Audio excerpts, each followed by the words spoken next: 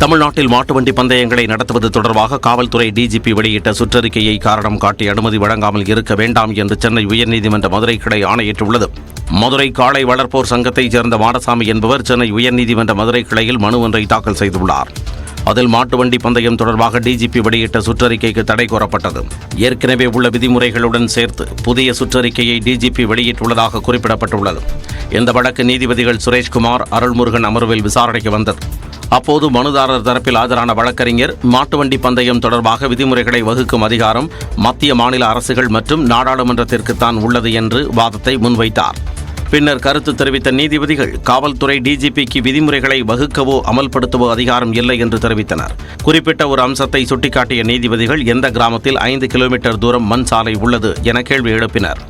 மாட்டுவண்டி பந்தயத்திற்கு ஏற்கனவே உச்சநீதிமன்றம் வகுத்த விதிமுறைகளின் அடிப்படையில் வழக்கம்போல் அனுமதி வழங்கலாம் எனவும் உத்தரவிட்டனர்.